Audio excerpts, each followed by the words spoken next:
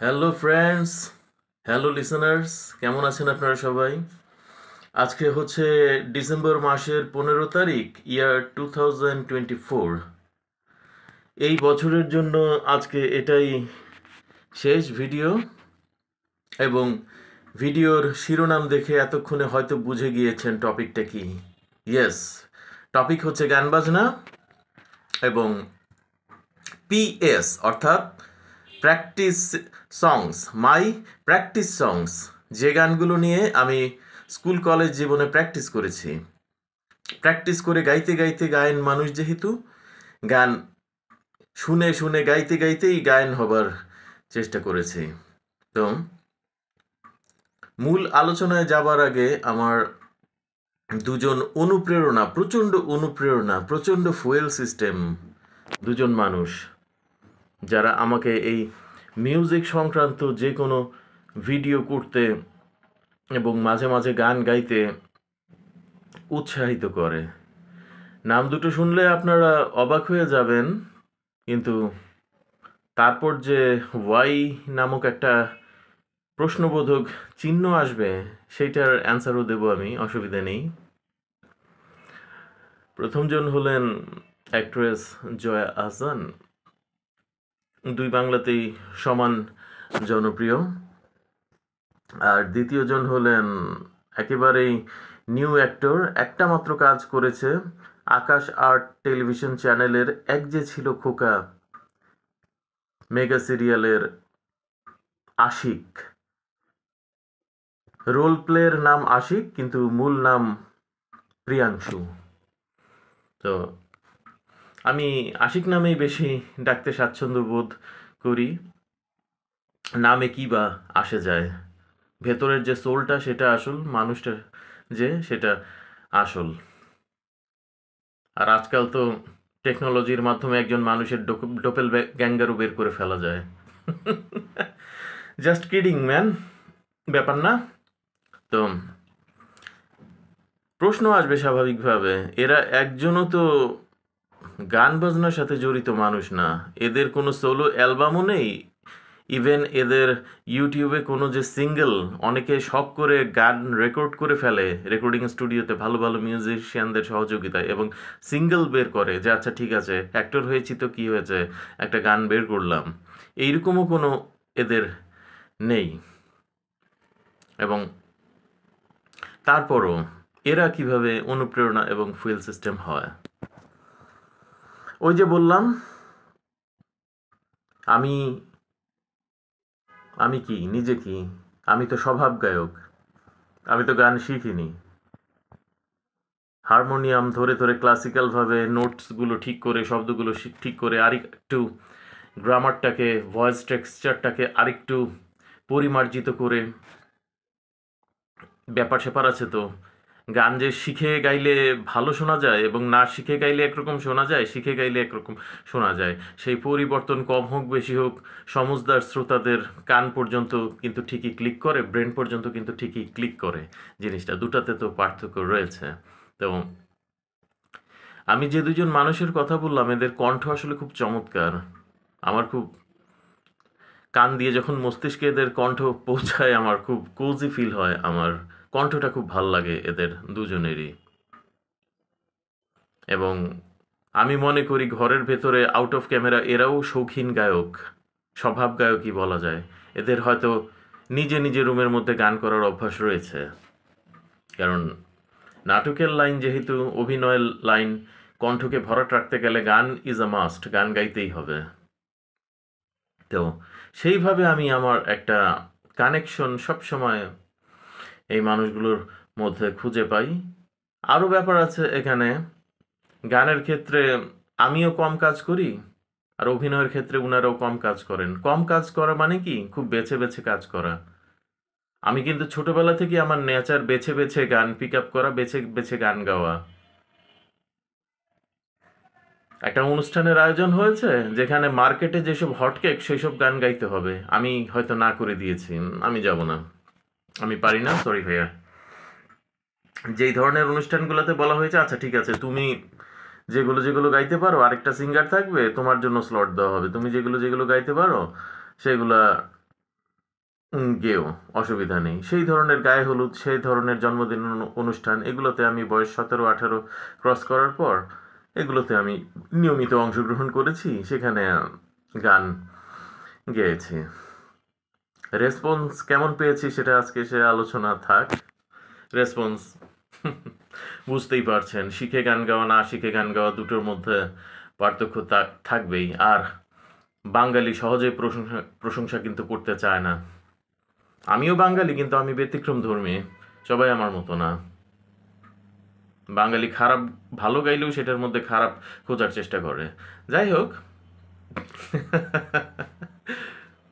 এটা ছিল আমার আসলে অনুপ্রেরণা, ফুয়েল সিস্টেমের কারণ। আর পাশাপাশি তারা তাদের অভিনয় শৈলী দিয়ে, আর ওনারাও তো আসলে বেছেই কাজ করেন। প্রিয়াংশু, অ্যাক্টর প্রিয়াংশু বা অ্যাক্ট্রেস জয়া আহসান, যে ওনারা গড্ডালিগা প্রবাহে গা ভাসিয়ে ওই ধরনের সিরিয়াল, ওই ধরনের টেলিফিল্ম, ওগুলোতে রেগুলার বেসিসে ওনারা ব্যস্ত থাকেন না। ওনারা গড্ডালিকা প্রবাহে গা ভাসান না, এবং এই একটা জায়গায় আমি এই দুইটা মানুষের সাথে কমন পাই। আর এছাড়া as a actor and actress, এদের মধ্যে আমি আত্মার খোরাক পাই আমার নিজের একটা, সেটা আসলে অনেক বড় আলোচনা। সেটা আবার আরেক লাইনের আলোচনা হয়ে যায়। আজকে তো আসলে গান বাজনার আলোচনা এসেছি, সেই লাইনের আলোচনা করতে আসিনি। তো ওইগুলো আপনারা যার যার বুদ্ধিতে বুঝে নিয়েন। আমি আশা করছি এবং মনে করি আমার ভিডিও যারা দেখছেন, ওইটুকু বুঝবুদ্ধিদার শিক্ষিত মানুষজনই আমার ভিডিওগুলো চেক আউট করছেন। তো এখন মাই প্র্যাকটিস সংস, তো আমি তো আমার গানের তো তালাত স্টোরিজ 56-29-এ আমি একেবারে ব্যাকগ্রাউন্ড থেকে গোড়া থেকেই বলেছি ঠিক কোন দিন ঠিক থেকে আমি গান গাইতে শুরু করি। ওখানে একটা ভিডিও আছে, চেক আউট করে দেখবেন। আর ঠিক আছে, চেক আউট করতে যদি কষ্ট হয় আমি দিয়ে দেব, এই ভিডিওটার ডেসক্রিপশন বক্সে দিয়ে দিব ঠিক প্রথম কবে থেকে আমি গান গাইতে শুরু করি, 1993 সালের একটি ঘটনা। এখন তারপর থেকে আসি যে তারপরে কি হলো। 93-রও তারপর থেকে না, বলতে হয় আমি আজকে 93-রও একটু আগে যাব, 1992 সালে যাব, ক্লাস 7-এ পড়ি যখন। সেই সময়টাতে আমাদের স্কুলে হঠাৎ করে একটা ব্যান্ড সঙ্গীতের আয়োজন হয়। ইংলিশ মিডিয়ামের সিনিয়র ভাইয়ারা একটা অনুষ্ঠানের আয়োজন করেন। তো ওনারা অনেক সিনিয়র, পাশ করে বের হয়ে গেছেন ততদিনে। তো ওনারা একটা ব্যান্ড শোর আয়োজন করেন। টিকিট 100 টাকা বা 200 টাকা হয়তো টিকিট ছিল। তো ওই বছরটায় আমি অঙ্ক পরীক্ষাগুলো মোটামুটি ভালো করছিলাম। এখানে একটু ইন্টারাপ্ট করছি, আরেকটা রেফারেন্সের নাম দেই, ডক্টর মুনমুন জাহান।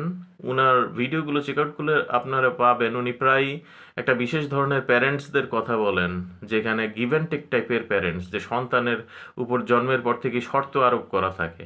তুমি এইটা করবে তার বদলে ওইটা পাবে, তুমি ওই দায়িত্বটা নেবে তার বদলে ওই পুরস্কারটা পাবে, তুমি এইটাতে ভালো করে দেখাবে তার বদলে ওইটা পাবে।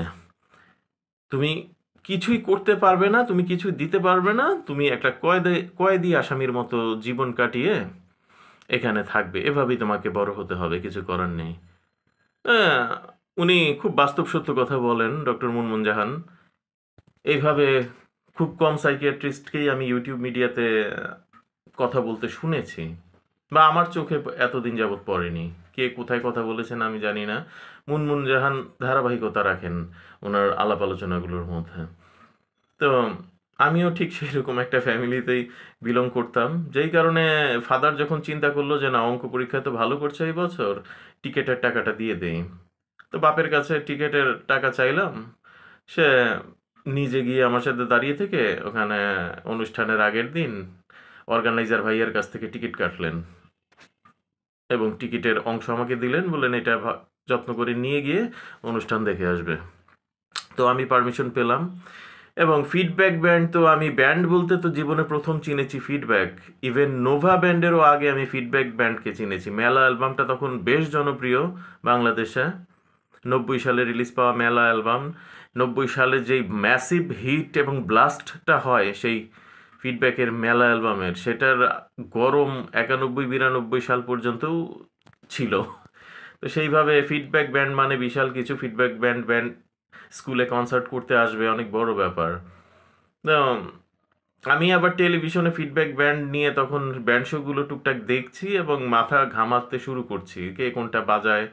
বেস গিটারে সেকান্দার আহমেদ খোকা ভাই কোনটা, লিড গিটারে লাবুর রহমান ভাই কোনটা, কিবোর্ডে ফুয়াদ নাসের বাবু ভাই কোনটা, তারপর রিদম প্রোগ্রামিং এবং সেকেন্ড লাইন ভোকালে পিয়ারু খান ভাই কোনটা, লিড ভোকালিস্ট মাকসুদ ভাই কোনটা, এইগুলা কে কোনটা, এগুলা নিয়ে একটু মাথা টাথা ঘামাতে শুরু করেছি তখন আমি। তো সেই সময় লাবুর রহমান ভাই আমার খুব ইন্টারেস্টেড একটা জায়গা হয়ে দাঁড়ালো, কারণ 92 সালে ঈদের ব্যান্ড শোতে উনাকে আবার গাইতে শুনলাম, এখন আমি বিদ্রোহী, এখন আমি আর নহি অভিমানী। এই লাবুর রহমান ভাইকে নিয়ে আমি অন্য একটা ভিডিও করেছি, তালাত স্টোরিজ 56-29, সেটাও আমি অ্যাটাচ করে দেব এই ভিডিওর ডেসক্রিপশন বক্সে। একসাথে লিঙ্ক আপ করে যখন আপনারা ভিডিওগুলো দেখবেন শুনবেন, আপনাদের কাছে ভালো লাগবে। তো ওই লাবুর রহমান ভাইয়ের গাওয়াটা আমার খুব ভালো লাগে, এখন আমি বিদ্রোহী, এখন আমি আর নহি অভিমানী। কোরবানি ঈদের ব্যান্ড শোতে সেটা হয়েছিল 1992 সালে, আমি ক্যাসেট প্লেয়ার সেটে সেটা রেকর্ড করেছিলাম। সেই গানটা পুরো ব্যান্ড শোটাই আমি টুকটাক রেকর্ড করেছিলাম। তো হুইসল ফ্লাওয়ার স্কুলে লাবুর রহমান ভাইয়ার পারফরমেন্স দেখে আমি খুব হতবাক হয়ে গেলাম।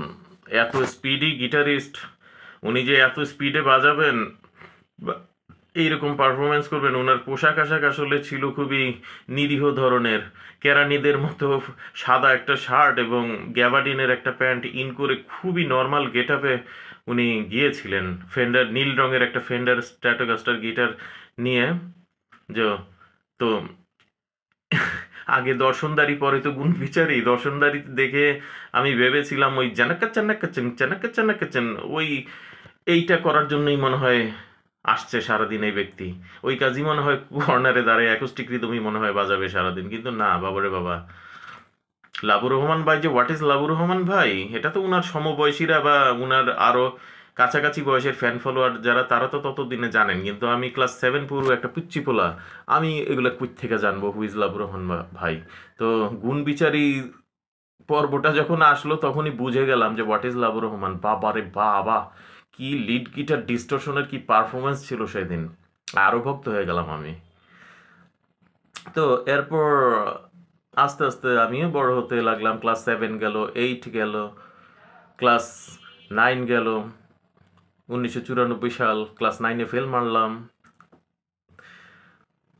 ফেল মারার আসলে একটা কারণ ছিল, আমার খুব ক্লোজ একটা বন্ধু নাদির মুমতাহিন খান রাতুল, সে কানাডা চলে যায় আসলে সেই বছর, এবং ব্যাপারটা সে কাউকেই জানায়নি। হঠাৎ করে যাবার 7 দিন আগে সে জিনিসটা ফ্লাশ আউট করে, এবং অন্য একটা বন্ধুর মাধ্যমে এটা জানতে পারি যে রাতুল কানাডায় শিফট করেছে, এবং ওর প্যারেন্টসের নিষেধ ছিল যে স্কুল কর্তৃপক্ষকে এটা জানাবো না তুমি, এবং কাউকেই জানাবো না, ফ্রেন্ডসদেরকে। সে শুধু বলবা আমি ছুটিতে আছি, আমি অসুস্থ। তো রাতুল সপরিবারে কানাডায় চলে গেল। ব্যাপারটা হঠাৎ করে বিনা মেঘে বজ্রপাতের মতো। রাতুল আমার আসলে খুব সাপোর্টিং সিস্টেম ছিল একটা জীবনে। তো এইটার কারণে ওই বছরটা যাই হোক সামহাও ফেল করেছিলাম। তো 1995-এ আমি এক ব্যাচ জুনিয়র পোলাপানদের সাথে আবার ভর্তি হই। জুনিয়র ছেলেপেলেরা আমার সাথে কেউ কোনো খারাপ ব্যবহার করেনি, বা কোনো ব্যঙ্গাত্মক এই যে তুই বুড়া ছেলে হয়ে আমাদের সাথে কেন পড়তে আসছিস, এই ধরনের তাদের কোনো আচরণ ছিল না। তারা যথেষ্ট ভালো বিহেভিয়ারই করেছে আমার সাথে সবাই। আমি আমার মতো একটা স্পেস নিয়ে আমার যাদের সাথে মিশতে ভালো লেগেছে তাদের সাথে আমি একটা গ্রুপ করে চলেছি সেই সময়, ইয়ার 1995-এ। এবং ওই গ্রুপের মধ্যে কেউ কেউ আমার আগে থেকেই পূর্ব পরিচিত ছিল, যেমন আখতার, সাদাত রহমান, ইউসুফ আমিন, মিল্টন, রুবাইয়াত, নাফিজ, এরা সবাই বাংলা রক মিউজিকের ভক্ত ছিল, এবং বাংলা রক মিউজিকের খোঁজ খবর পত্রিকা টু ক্যাসেট এরা খোঁজ খবর রাখতো সব সময়। তো এই ব্যাচটার সাথে আমি মিশতাম সেই সময়। তো সেই 1994-এ চলে যাই একদম মাই ফ্রেন্ডস। 1994-এর পয়লা বৈশাখের আগে আমি আমার প্যারেন্টসের সাথে পাঞ্জাবি কিনতে বের হই, এবং তখন টুগেদার অ্যালবাম খুব জনপ্রিয় মার্কেটে। সেই টুগেদার অ্যালবামে লাবুর রহমান ভাইয়ের গান ছিল। ওটা আসলে একটা ব্যান্ড মিক্সড অ্যালবাম ছিল এবং সেই সময় খুব আফজাল নিকোলাস ভাই করে একজন ছিলেন ব্যান্ড মিউজিক ব্যক্তিত্ব। উনি টেলিভিশন পর্দায় খুব জনপ্রিয় মুখ ছিলেন। তো আলী আফজাল নিকোলাস ভাইয়ের কোঅর্ডিনেশনে 7 জন গিটারিস্টকে নিয়ে একটা ব্যান্ড মিক্সড হয় টুগেদার।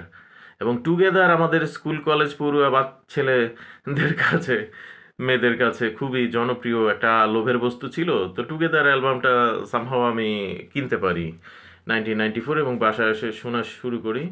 এবং সেই টুগেদার অ্যালবামে লাবুর রহমান ভাইয়ের যে গানটা, সেই গানটা নিয়ে আজকে আমি কথা বলবো। আজকে মাই পিএস এর এপিসোড নাম্বার 1 যে আপনারা দেখছেন বা শুনছেন, সেটার গান হচ্ছে লাবুর রহমান ভাইয়ের একা কোথাও। এই একা কোথাও গানটা নিয়ে। আর আমার মাই পিএস থেকে যে কটা এপিসোড আসবে, মাসে একটা করেই আসবে মাই ফ্রেন্ডস। তো যে কটা আসবে এপিসোড, গানগুলো আমি আসলে আপনাদেরকে গেয়ে শোনাতে পারবো না, কারণ এখানে বাংলাদেশ ব্যান্ড মিউজিক্যাল অ্যাসোসিয়েশন অর্থাৎ বাম্বার একটু নিষেধাজ্ঞা রয়েছে। বাম্বার পারমিশন নেবার, লিখিত পারমিশন নেবার ব্যাপার রয়েছে, যে বাম্বার গান কোনোখানে করতে চাইলে কেউ সেখানে তাকে পারমিশন নিতে হবে। তো আমার আলোচনায় বাম্বার তালিকাভুক্ত ব্যান্ডগুলো যদি আসে বা বাম্বার তালিকাভুক্ত সিঙ্গার যদি আসে, তাহলে গানগুলো আমি আপনাদেরকে ঠিক গেয়ে শোনাতে পারবো না, বাট গল্প স্বল্প করতে পারবো। তো গিয়ে শোনাবার আর দরকার কি, জীবনে তো অনেক গিয়েছি, গল্পটাই বরং আপনারা শুনুন। আর বুঝতেই পারছেন স্ক্রিনটা সাদা কালো, আজকে কালার নেই কোনো স্ক্রিনে, তাই না? এটা আমি ইচ্ছা করে করেছি। আমি black and white effects use করছি আমার ক্যামেরাতে। এখন থেকে মাই পিএস এর যে কটা এপিসোড হবে, যেহেতু নোস্টালজিয়া, সেই তো নোস্টালজিক আবহ আনবার জন্য আমি ব্ল্যাক অ্যান্ড হোয়াইট স্ক্রিন রাখবো এখন থেকে। তো চলে যাই গানের আলোচনায়। গানটা লিরিকটা আমার মনে নেই কে লিখেছে, সম্ভবত লাবুর রহমান ভাই লিখেছিলেন। এবং লাবুর রহমান ভাইয়ের যে ভয়েস টোন, এটা এই মিক্সড অ্যালবাম টুগেদার বের হবার আগেও কিন্তু লাবুর রহমান ভাই বেশ কিছু গান গেয়েছেন। যেমন মেলা অ্যালবামে ছোট্ট পাখি গান গেয়েছেন, ফিরে এসো জানি অভিমানে আজ রয়েছো, এরকম একটা গান গেয়েছেন। তারপর এই তো মনে পড়ছে না আর, যাই হোক। তারপরে মেলা অ্যালবামের পরে ফিডব্যাকের বঙ্গাব্দ 1400 যে অ্যালবাম বের হয় 1994 সালে, সেটাতেও লাবুর রহমান ভাইয়ের সুখী মানুষের ভিড়ে হারালে কোথায় এই গানটা আছে। এবং আমার এক সিনিয়র ভাইয়া আমাকে বলেছিলেন, তুই লাবুর রহমান ভাইয়ের গানগুলো শুনবি, উনি কিন্তু ব্লুজ বাজান। আমি বলি, ভাইয়া ব্লুজ জিনিসটা কি? What is blues? বলে ব্লুজ জিনিসটা কি, এটা বুঝতে গেলে তোরে শুনতে হবে। আমি তো গিটারিস্ট না, আমি তো তোরে বুঝাইতে পারবো না, বাট একটু এতদিন যে ধরনের গিটারের কাজ শুনছিস অন্যান্য ব্যান্ডগুলোতে, লাবু ভাইয়ের কাজগুলো দেখবি একটু অন্যরকম লাগবে, তুই ধরে নে এই অন্যরকমটাই ব্লুজ। তা আমি অনুসন্ধান করা শুরু করলাম, আসলেই তো অন্যরকম, কি বাজাইছে একটু শুনি শুনি। তো সেই আমি লাবু রহমান ভাইয়ের গিটার খুব ফলো করতে শুরু করলাম সে সময়। গিটার প্লেয়িংগুলো আমারও কানে ভালো লাগতে লাগলো। ক্লিন, এফডিআর ক্লিনে, এবং ডিস্টরশনের মাত্রা খুব স্লাইট, কখনো থাকে কখনো থাকে না। ফেন্ডার ক্লিনের উপরেই উনি জিনিসগুলো বাজান। ব্লুজ পেন্টাটনিক স্কেল, যেটা পেন্টাটনিক স্কেলে উনি বাজিয়ে থাকেন, তাই একটু অন্যরকম গন্ধ আসে উনি যেই ধরনের যাই বাজান না কেন গিটারে। তা ওটা আমার ভালো লাগতো, এবং লাবুর রহমান ভাইয়ের গাওয়াগুলোও আমার ভালো লাগলো, ওনার ভয়েস টোনটা আমার কাছে ভালো লাগলো। তো এই যে গানটা একা কোথাও উধাও হতে, এটা আমি ক্যাসেটে প্লে করে না আস্তে আস্তে দেখি গুনগুন করে গাইতে শুরু করে দিলাম আমি। এবং গাইতে গিয়ে, এবং সেই সময়টায় আমি, আমার ফেজটা মাত্র শুরু হয়েছে অ্যাজ এ সিঙ্গার, যে আচ্ছা আমি একটু এক্সপেরিমেন্ট করছি নানান রকম, যে আচ্ছা আমি কি পারবো, সিঙ্গার হতে পারবো, আমি যে গান গাইতে জানি, এই কি বলে, এই সাইনবোর্ডটাও মাথার উপর রাখতে গেলে যতটুকু গাওয়া দরকার সেইটুকু কি আমি পারবো? আমি একটা করে গান, বেশ ভয় তখন মনের ভিতরে, একটা করে গান আমি চুজ করছি ক্যাসেটে বিভিন্ন ব্যান্ডের। সেই গানগুলোর গল্প আপনারা ধারাবাহিকভাবে পাবেন আমার এই সেগমেন্টে, আপনারা স্টে টিউনড থাকেন যদি। তো একটা করে গান আমি চুজ করছি এবং বেশ ভয় মনের মধ্যে, শঙ্কা, দ্বিধা, দ্বন্দ্ব, ভয় নিয়ে আমি গানটা গাচ্ছি যে ছোটবেলা থেকে আমি অন্তত এইটুকু টের পেয়েছিলাম যে আমার ভোকাল পিচটা আসলে অত হাই না, সেটা গাই বা না গাই অত জোরে চিৎকার করে ওয়ারফেজ বা তাহসানরা যতখানি উঁচুতে চিৎকার করে গান গাইতে পারে, আমি এইটা যে অ্যাটলিস্ট পারবো না সেইটুকু আমি বুঝে গিয়েছিলাম অনেক অল্প বয়সে। কিন্তু তারপরও এক্সপেরিমেন্ট করে তো দেখার একটা ব্যাপার থাকে, তো এই এক্সপেরিমেন্টটা খুব দুরু দুরু বুকে হতো আসলে। তো একটা করে গানে যখন আমি এক্সপেরিমেন্ট করে সফলতা অর্জন করতাম, সেই শান্তি, ও সেই মজা, সেই আনন্দ, সেই শান্তি আপনাদেরকে বলে আসলে বোঝানো যাবে না। যারা সিঙ্গার একমাত্র তারাই বুঝতে পারবেন আমার সেই প্রশান্তিটা তখন কিরকম লাগতো, যে যাক এই গানটা পার হতে পারছি। এইভাবে তো ছোট্ট একটা ছেলে আমি, আস্তে আস্তে লিস্টে আমার গান বাড়তে থাকে, একটা দুইটা থেকে 11টা, 12টা, 24টা, 35টা, 50টাও হয়ে গেছে এক সময়। এক্সপেরিমেন্ট করতে করতেই যেই গানগুলো আমি দেখেছি যে সে শুরু থেকে শেষ পর্যন্ত ক্যাসেটের সাথে বাজিয়ে কোথাও আমি আটকাচ্ছি না, সেই গানগুলোই আমি লিস্টেড করেছি যে এগুলো আমি গাইবো এবং কোনোখানে পারফর্ম করতে গেলে এগুলোই পারফর্ম করে শোনাবো। আমার হিট গান তুলবার দরকার নেই। আর হিট গান গাইতে গেলে আরেকটু যোগ্যতা লাগে, ওই যে বললাম ভোকাল পিচ, ওটা আল্লাহর দেয়া মাল হিসাবে অনেক বেশি থাকা লাগে কণ্ঠে। ওইটা মানে এলাস্টিসিটি, ভোকাল এলাস্টিসিটি অনেক বেশি উঁচুতে গাওয়া, যে ব্যাপারটা, ওটা গড গিফটেড কিছু না থাকলে, আল্লাহ গিফটেড কিছু না থাকলে পারা যায় না। যাই হোক, তো এই গানটা আমি গুনগুন করতে লাগলাম একদিন ভোরের বেলায়। সেদিন আমার একটু আত্মীয় স্বজনের কাছে গ্রামে যাওয়ার কথা ছিল, তো বেশ ভোরে উঠেছিলাম আমি ওই দিন। তখন আমাদের ড্রয়িং রুমটা আলাদা ছিল। ড্রয়িং রুমে দরজা লাগিয়ে আমি আস্তে করে গানটা ডেস্ক প্লেয়ারে বাজিয়ে, বাবা মা রেডি হচ্ছে অন্য রুমে, আমি ওই সময়টা কাজে লাগালাম, 5 মিনিট সময়টুকু কাজে লাগে গানটা আমি প্লে করে পুরো গানটা সাথে সাথে গাইলাম। এবং দেখলাম গানটার মোটামুটি সমস্যা নেই, তবে ওই যে গানটার উরু উরু ভাবনা খেয়ালি মনে অপরূপ নিঃস্বর্গের ছবি আঁকে, নিষেধের ইশারা সঙ্গোপনে আমাকে হাত ছানি দিয়ে যায় ডেকে, অর্থাৎ অন্তরার যে জায়গাগুলো, এটা একটু উঁচুতে গিয়েছে লাবুর রহমান ভাই। এখানে আমি দেখলাম একটু প্রেশার পড়তেছে গলায়, যে হাইটা আমি রিচ করতে ওই বয়সের অনুযায়ী আমার তখনও ভোকাল কর্ড অত স্ট্রং হয়নি, তো আমার একটু কষ্ট হচ্ছিল ওই জায়গাটা। দেখলাম আমার যাচ্ছে না গলা, বা ক্র্যাক করে যাচ্ছে, কিন্তু আমি সংকল্প করলাম তারপরও যে না আমি তুলবো। ও জায়গাটায় আমি আস্তে আস্তে যদি না গেয়ে না পারি, আমি পরে অন্য সময় যখন বাবা মা বাসায় থাকবে না, আমি এই জায়গাগুলো চিৎকার করে গায়ে দেখবো যে এখানে যায় কিনা। তো আমি গানটা নিয়ে প্রথম তো সেই দিন জানতে পারলাম যে আমার মোটামুটি গানটা গ্রিপে আছে, এবং গানটা আমি আরও রিহার্সাল করতে থাকলাম যখনই যখনই সুযোগ পেলাম, এবং ফাইনালি একটা সময় গানটা আমি তুলে ফেললাম। এবং ক্যাসেটের সাথে একেবারে প্রথম থেকে শেষ পর্যন্ত সুরেই গাইতে পারতাম, এবং একসময় আমি ক্যাসেট ছাড়াও গানটা খালি গলাতেও সুরে গাইতে পারতাম। সেটা কীরকম গাই দুর্ভাগ্যজনকভাবে এখন শোনানো যাচ্ছে না সেটা, কারণ বাম্বার অনুমতিপত্রের ব্যাপার রয়েছে, আমি কোনো অনুমতি নেইনি। সো এটাই ছিল আসলে গল্প, আমার প্রথম সফলতার গল্প, আমার প্রথম প্র্যাকটিস সং জীবনে, যেটা ফিডব্যাক ব্যান্ডের লিড গিটারিস্ট লাবুর রহমান ভাইয়ের গাওয়া একা কোথাও। তো কেমন লাগলো মাই ফ্রেন্ডস গল্পটা? তাহলে এই বছরের জন্য ভালো থাকুন, সুস্থ থাকুন সবাই। আলবিদা বলবার সময় হয়ে এসেছে। আগামী বছর ইনশাল্লাহ দেখা হচ্ছে মাই পিএস এর নতুন কোনো একটা পর্ব নিয়ে।